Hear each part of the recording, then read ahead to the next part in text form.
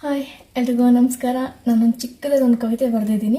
ಕವಿತೆಯ ಶೀರ್ಷಿಕೆ ಬಂದು ಸಾವು ಎಷ್ಟು ಚೆಂದ ಅಂತ ಹೇಳಿ. ಅಂದರೆ ಈ ಸಮಾಜದಲ್ಲಿ ನಾವೇನು ಮನುಷ್ಯರಿದ್ದೀವಲ್ಲ, ಜೊತೆಗಿದ್ದಾಗ ಅಥವಾ ಬದುಕಿದ್ದಾಗ ಪ್ರೀತಿ ವಾತ್ಸಲ್ಯ ಕೊಡೋದಿಲ್ಲ.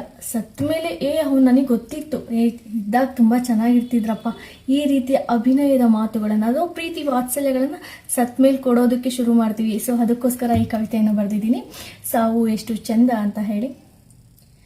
ಒಂದು ಕಪ್ಪು ಚಹಾ ಕೇಳಿದಾಗ ಮಾಡಿಕೊಡದವರು ಸತ್ತ ಮೇಲೆ ನಾನಾ ಬಗೆಯ ಉಪಹಾರವಿಟ್ಟು ನೈವೇದ್ಯ ಮಾಡುವರು. ಈ ಅದೃಷ್ಟ ಸಾವಿಗೆ ಮಾತ್ರ, ಸಾವು ಎಷ್ಟು ಚೆಂದ.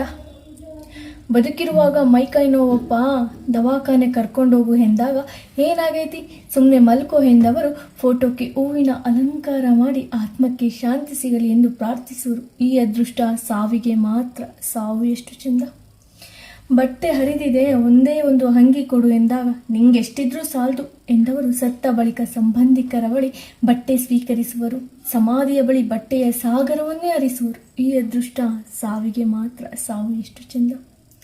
ಲಘು ತಪ್ಪಿ ಬಾಯಿ ರುಚಿ ತಪ್ಪಿದೆ, ಏನಾದರೂ ಇದ್ದರೆ ಕೊಡುವೆಯಾ ತಿನ್ನಲು ಎಂದಾಗ ಬರೀ ತಿನ್ನೋದೇ ಕೆಲಸ, ಏನೂ ಇಲ್ಲ ಎಂದವರು ಸತ್ತವರ ಫೋಟೋದ ಮುಂದೆ ರುಚಿ ರುಚಿಯಾದ ಬಗೆ ಬಗೆಯ ತಿನಿಸುಗಳನ್ನು ಇಟ್ಟಿರುವರು. ಈ ಅದೃಷ್ಟ ಸಾವಿಗೆ ಮಾತ್ರ, ಸಾವು ಎಷ್ಟು ಚೆಂದ.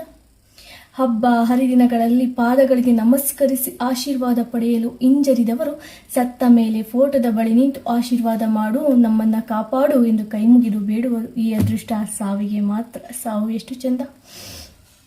ಮಾತಾಡುವಾಗ ಏನು ವಟ ಅಂತೀಯ, ಸುಮ್ಮನೆ ಇರು ಎಂದವರು ಸತ್ತವರ ಕುರಿತು ಮನೆಗೆ ಬಂದಿರುವ ಅತಿಥಿಗಳೊಡನೆ ಮನೆಯೇ ಖಾಲಿ ಖಾಲಿ ಎನಿಸುತ್ತಿದೆ ಎಂದು ಕೊಂಡಾಡುವರು. ಈ ಅದೃಷ್ಟ ಸಾವಿಗೆ ಮಾತ್ರ, ಸಾವು ಎಷ್ಟು ಚೆಂದ.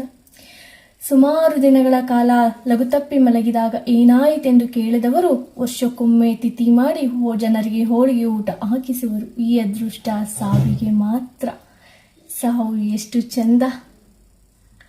ಇಂತಿ ನಿಮ್ಮ ಯುವ ಸಾಹಿತಿ ದಿವ್ಯ. ಧನ್ಯವಾದ.